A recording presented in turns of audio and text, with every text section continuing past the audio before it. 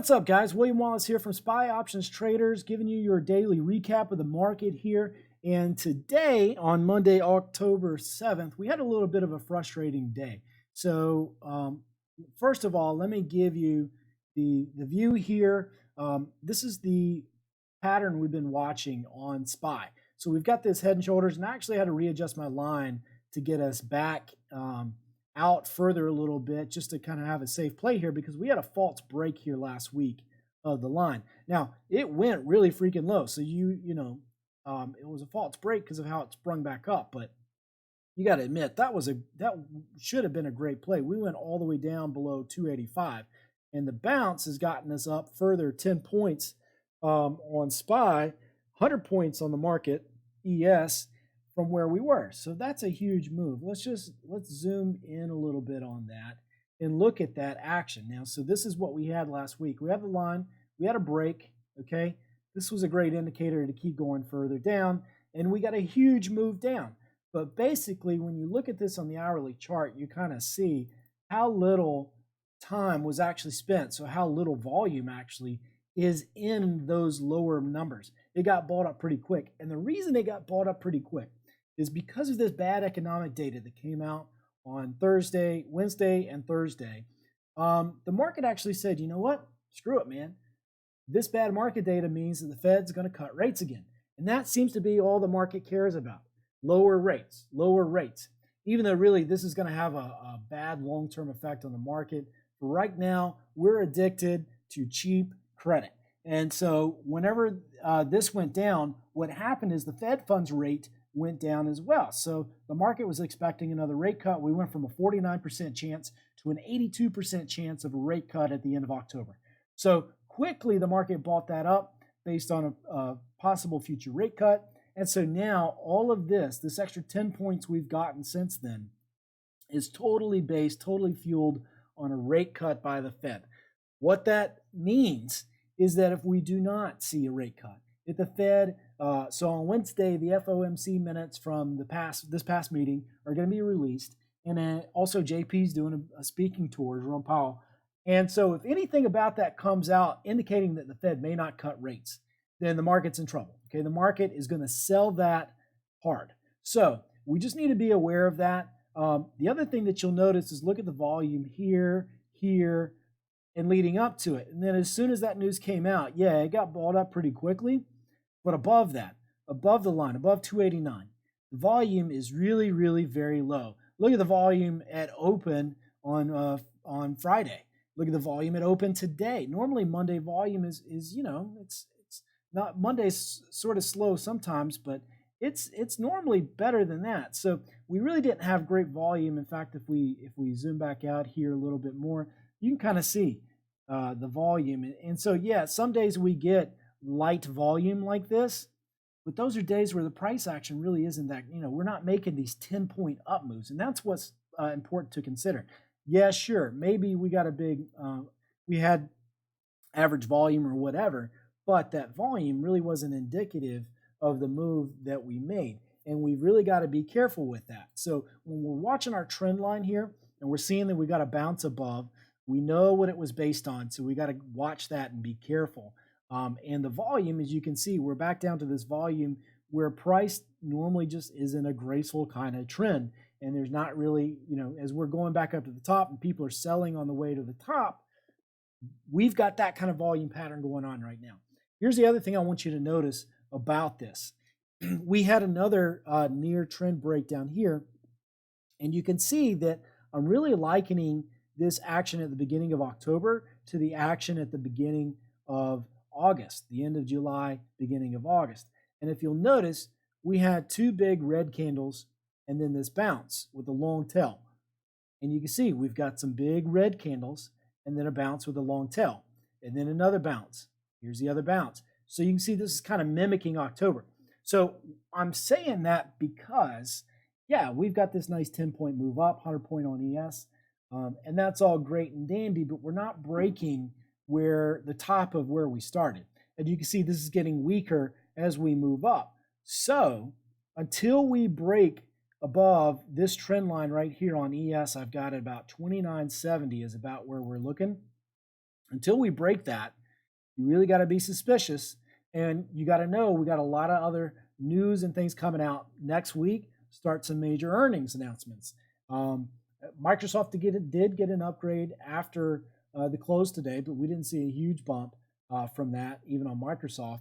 So we gotta be careful. The trend down, the trend on the daily chart is down with the 20 MA, the 5, and the 10. If we go back to the weekly chart, let's check out this weekly chart.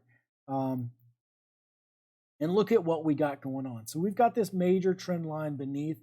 So we're keeping an eye on that. And if you look, we've got a dead cross on the weekly chart here. You can see with the 5 MA pointing down on the 10 MA.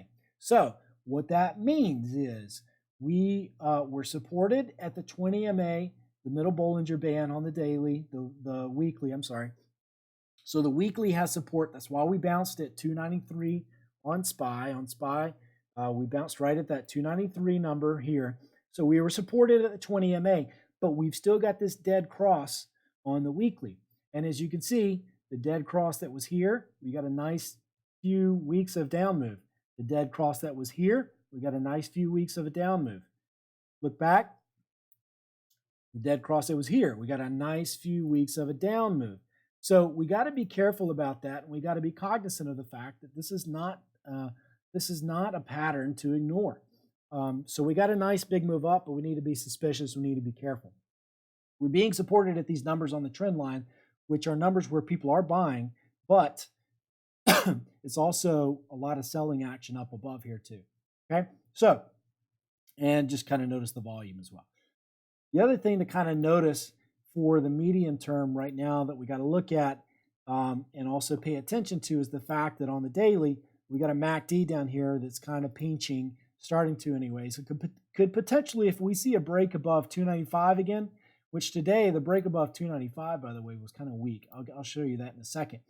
But we've got this gap fill between the basically 294.50, 293.94, but let's just say 294 on up to 296 almost. We got a gap fill. So if we get above 295 again and start pushing above that, we could see a nice little gap fill over 296. That would be a pretty big move, but we're still suspicious until we get above that 297 area where the trend line is. All right, so let's zoom in on today.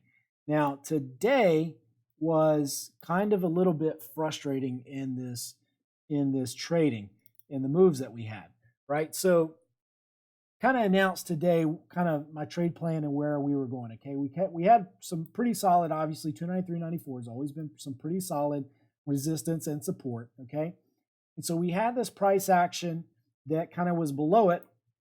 So obviously from overnight into this morning, we were seeing that as resistance, and below that 293.20, 293 even as support. So kind of called it short below 293.20. We got this nice down move after the open. MFI went really low, so I was waiting for the MFI to give us a little bit of a bounce and then short it when it came back down and the money flow was a little bit higher. So we called that, we did that, and then surprisingly at 293, unlike it had been in the past, the buying action was not soft. So it gave us this nice little lift back over. We were quickly out of that as the price action moved against us. It was a good solid trade. I mean, if you look at it, we had a flush, went back up, could not hold the line, went back below. We had a lower high. So that was really telling us we were supposed to go lower. The market's not, it's a little tricky here right now. So we got to pay attention to that. Now, it went from there, continued on up, and broke 293.94. So we saw that happen. And over 293.94, it was a chance to go long. So we did that. And what basically happened is you can see the volume really kind of waned on the day, and it started drifting back down with the price action. So I saw this as an opportunity to get short again, and you have to excuse that part of the day. But I saw this as an opportunity to get short again as it was kind of hovering over 293.94, below it, barely above it. And so, again, money flow went low, so waited for it to get back high again. Money flow was getting high, so it looked like a chance to get short again. And obviously, money flow was getting ridiculously high. Something seemed off, and then we got news. Now, what's funny here is pretty much not pretty much as soon as we went up, we came right back down. And this was China trade news. And then not long after it came out, Trump's like, hey, man, I didn't say that. And he came right back down. So really kind of a frustrating day if you were long or short.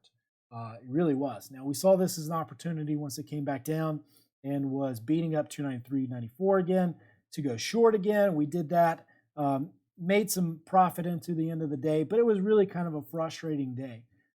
So we got to kind of be more careful about the patterns that we're playing and what we're watching as far as, especially protecting ourselves from big flushes or big bounces like this that can really catch us by surprise.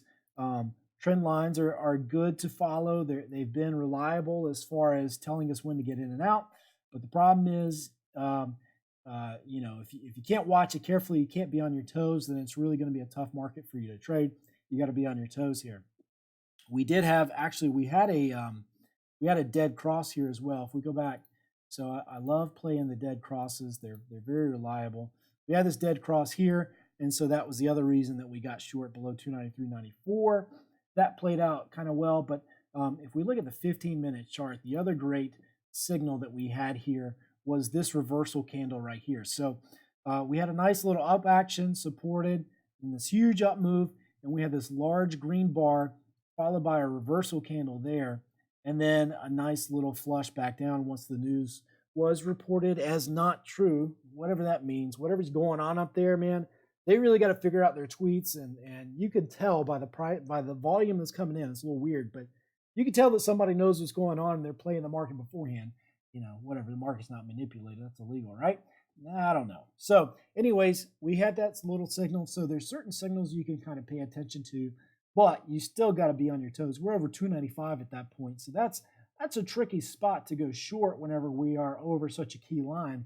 But the reversal candle ended up being correct in predicting the move back down. So anyways, kind of a frustrating last few days because the price action has been what it has been. The volume has been low. We've got news driving a lot of the market. And so this really makes for some frustrating trading because the typical feel of the market, the typical price action isn't there. And so some of the entries and exits don't work exactly the way that they used to. And we got to be a little flexible with that and play the market the way it is right now. Something will happen. We've got earnings. So it's going to get even more volatile. So you got to be on your toes about that as earnings season comes up. And then the Fed at the end of the month reporting what they're going to do as far as a rate cut or not a rate cut. So we got some pretty volatile trading coming up in the next few weeks. I would say great for scalpers, bad for pretty much anybody else. You got to be on your toes. So anyways, we're going to keep playing it. If you guys want to get in on the chat and see the analysis before it happens, the trade plans and everything like that, get in over at spyoptionstraders.com. Look forward to seeing you guys over there. And if you have any questions, just hit me up in the chat. This has been William Wallace with Spy Options Traders. Look forward to trading with you guys tomorrow.